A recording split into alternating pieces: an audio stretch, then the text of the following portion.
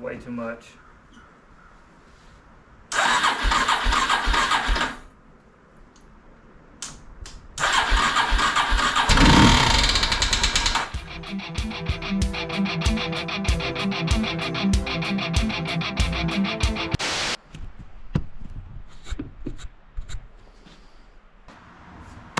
Alright, so we've established that this thing needs a lot of work. So the only thing left to do at this point is to get into it. Our goal for today is just to get everything stripped down that we can. We're going down to bare frame on this. Why do I keep... What's over there? What am I looking at? I don't... This is weird. Talking to a camera.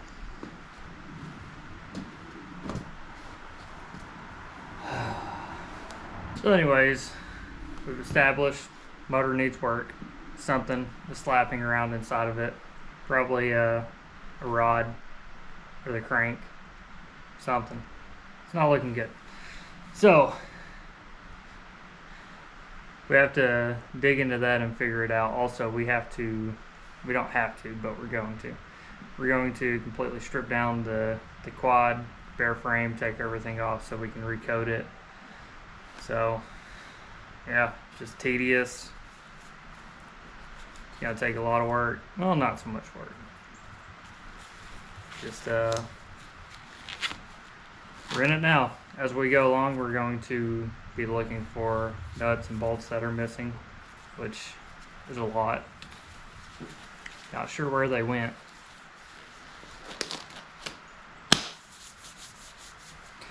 Yeah.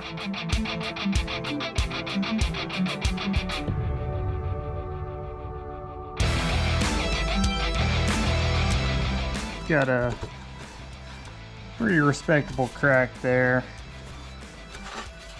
That's all the way through. Stitched it with some zip ties. Did a fairly decent job. It's reasonably strong, but we're gonna practice some plastic weld on that seam and see if we can make it look brand new. But most of the tabs are in decent condition. That one needs to be repaired. Yeah, that one's pretty rough. That one's wallered out. But yeah, see how this one does.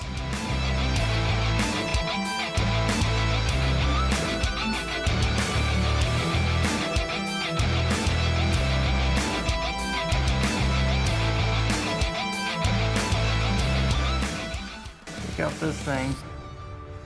So yeah, thing's nasty, leaking shit everywhere.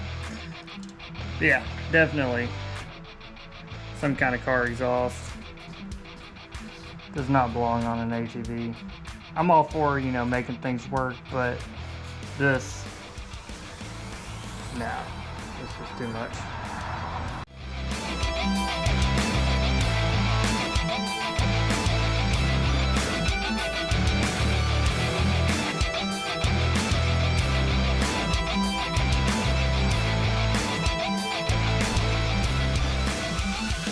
Update time.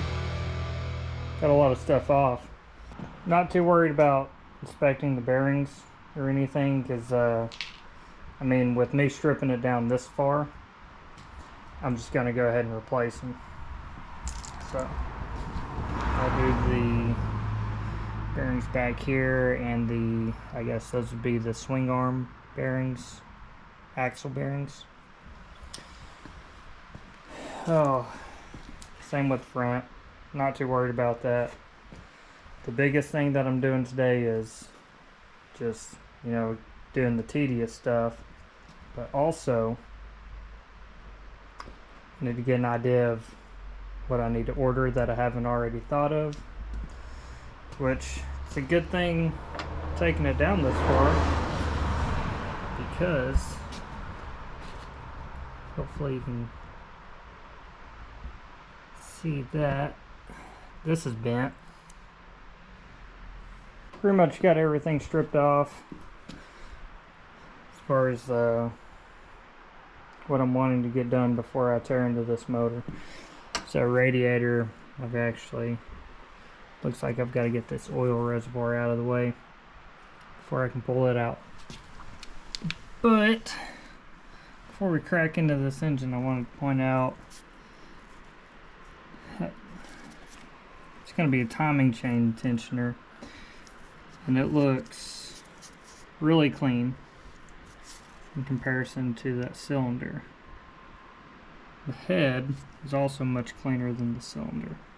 So with that valve cover off, looking down at this oil, it's a metallic black color, kind of milky.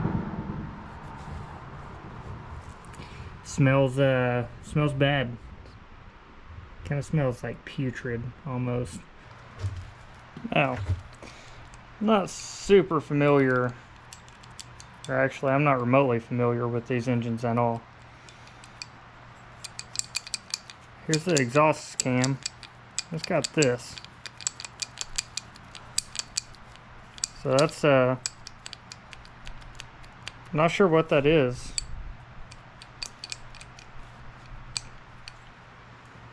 Or what it does.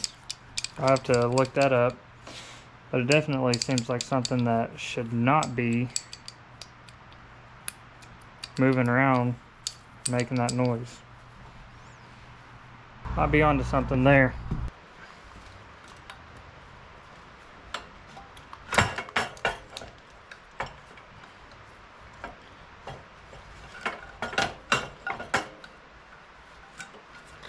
The head looks like it's in pretty decent shape. Doesn't look like the valves have contacted anything. Might be yeah. So I think this head will be good. I don't know how well you can see that. Cylinder, and it's got some vertical scoring. I mean, nothing that I can hang a fingernail on. Pretty fair amount of carbon buildup, but this thing is quite old at this point. Yeah, cross hatching's still there. I have a little ridge from the rings, but I think hone would take that out. Not looking bad. Check that out. That chain guide is chewed up. That valve relief for the exhaust. It's awfully clean. Almost like something has hit it. Yeah, that could have been our noise. Is that just that piston tapping the valves? What I want to work on next is just getting this engine out of the way. So before I do that, I want to drain all the oil in it. I'm already seeing a lot of metallic swirls in that. And also, looks like the tip of this plug, a lot of metal. Not surprising though. I've seen worse on running quads.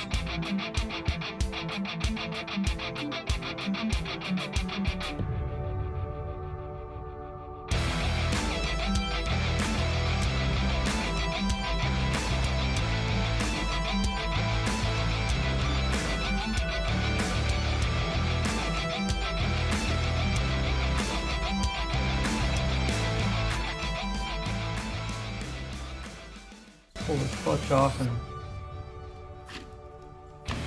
kind of see what we're dealing with here.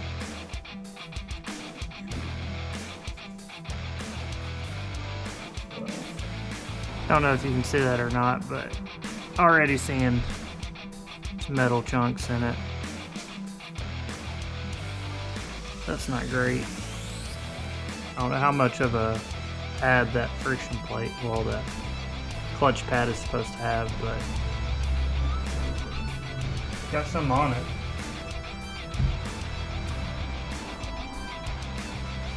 Yep. A lot of metal material. It's not great. Tusk makes a clutch tool, but it's not here. So I'll work for the next few days, but I'd really like to get this torn apart to get an idea of all the parts that I need to order. So this is very crude, but I've taken the ratchet strap and I've wrapped it around that inner part of the clutch.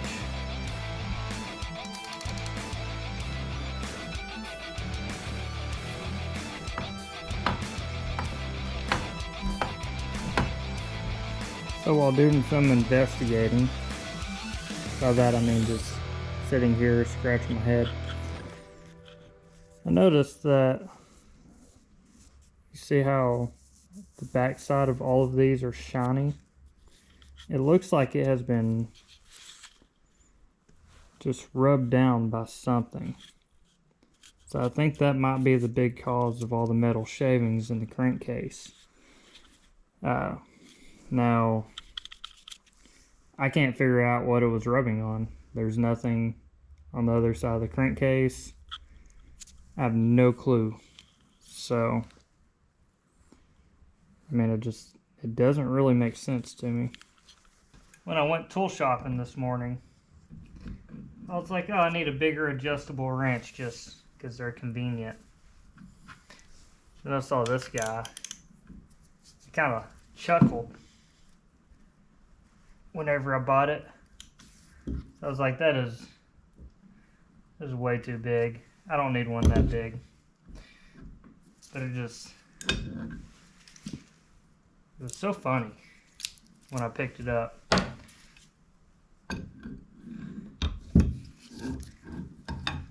So I was like, you know what? I'm buying it. It's excessive and I like it.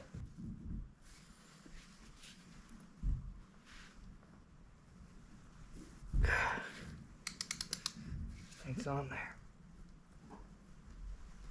Ooh.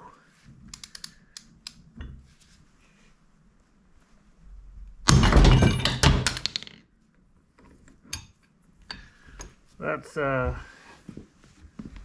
bit dramatic. So I'm hoping. Whew, it didn't break. My Lanta. Man, when the sucker comes off, it comes off. I guess it's safe to say the tool works.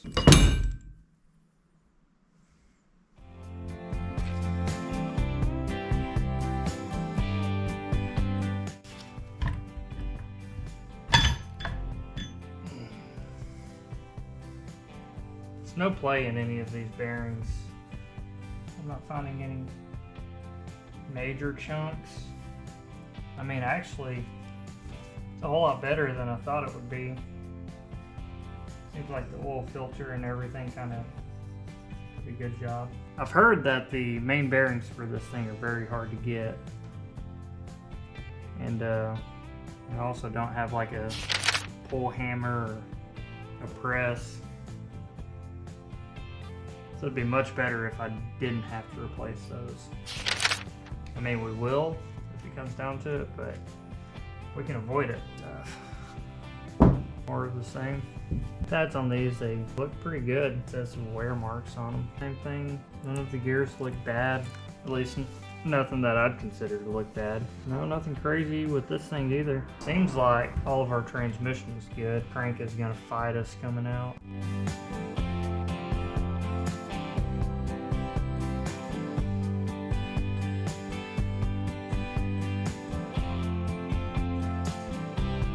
While I was editing some video for the engine teardown and all of that stuff, I realized that I did not actually clearly explain where I believe the engine knock or tapping noise was coming from.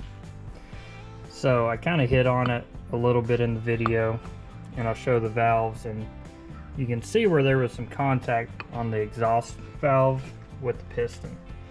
So here's a good look at the piston. You can actually see that clear contact point.